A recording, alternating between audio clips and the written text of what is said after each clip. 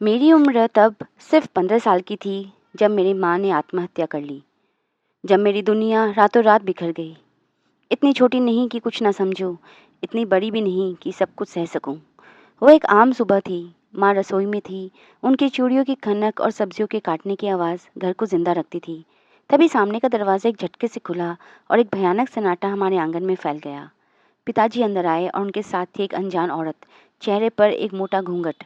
पिता ने एक अजीब सी बेफिक्री से कहा, ये शोभा है, आज से हमारी नई घरवाली है। मेरी ममता मौसी, माँ की छोटी बहन, वहीं खड़ी थी सिर झुकाए। माँ, उनके हाथ से सब्जी काटने वाला चाकू जमीन पर फिसल गया।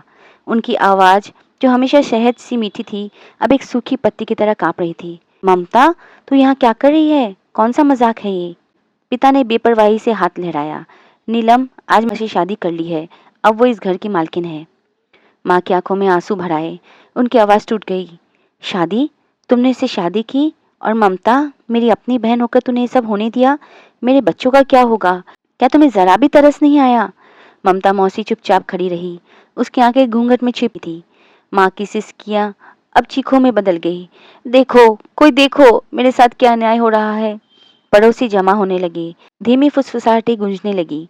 अपनी ही साली से शादी? कैसा जमाना आ गया है। पिता को गुस्सा आ गया। क्या तमाशा है ये? जाओ सब, ये हमारा घर है। उन्होंने ममता मौसी का हाथ पकड़ा, एक कमरे में जाकर दरवाजा बंद कर लिया। माँ जमीन पर बैठ गई। उनके कंधे हिंसक रूप से कांप रहे थे। उन्होंने मुझे देखा। उनकी आंखों में दर्द की गहरी खाई थी। बेटा, तू रवि को लेकर नानी के घर चली जा, अभी बस चली जा। मैं अपने छोटे भाई रवि का हाथ पकड़कर भागी। हमारे पीछे एक टूटा हुआ घर और एक टूटती हुई माँ छूट रही थी।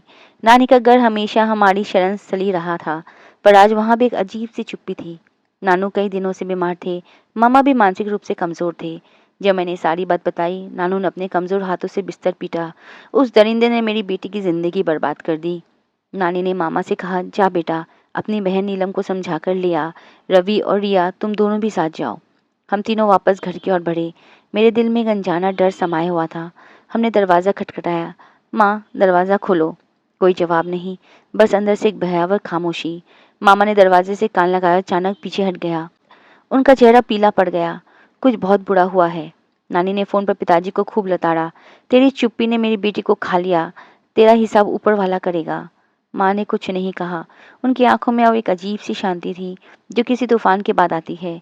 एक गहरी, भयानक चुप्पी। उस रात मुझे नहीं पता कब नींद आई।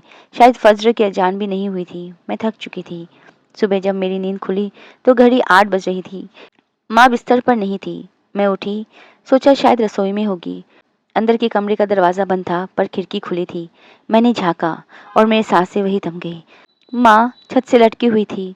माँ, एक चीख मेरे गले से निकली, इतनी जोरदार कि मेरे दिल भी दहल गया। पड़ोसी भागते हुए आए। उन्होंने दरवाज़ा तोड़ दिया। पिता बाहर आए। उनके चेहरे पर कोई शिकन नहीं थी, कोई अफसोस नहीं, बस एक खालीपन। तूने ये क्या किया? एक पड़ोसी ने क्रोध से कहा। तेरी वजह से ये सब हुआ है। मैंने मौसी के बाल पकड़ लिए।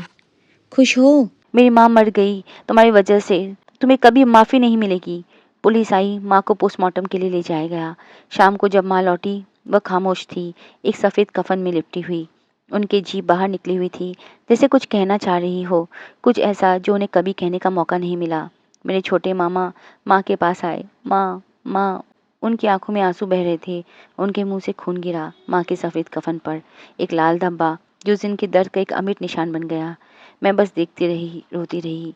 उसी अंधेरे में पिताजी ममता मौसी को लेकर पीछे के दरवाजे से चुपचाप भाग गए। किसी ने कुछ नहीं देखा, किसी ने कुछ नहीं कहा। वे जैसे कभी थे ही नहीं। 4 दिन बाद हमने माँ के लिए प्रार्थना सभा रखी। लोग आए, रोए और चले गए। अब बस हम बचे थे, मैं, नानी, मेरा छोटा मामा और रवि। गुजारा मुश्किल था। दादी की थोड़ी ज़मीन थी, जिसे हमने किराए पर दी। माँ की एक गाय थी, हम उसका दूध बेचते थे। तालाब की मछलियाँ, सुपारी के बाग, मुर्गियाँ, जो कुछ बचा उसी से ज़िंदगी खींची। गांव वाले थोड़ी मदद कर देते, पर दुनिया सिर्फ तमाशा ही देखती है। कभी कभी सोचती हूँ, काश उस दिन माँ की जगह मैं होती। पर फिर मैं अपने छोटे भाई रवि को देखती हूँ। वो अपनी माँ के बिना कितना खोया हुआ है।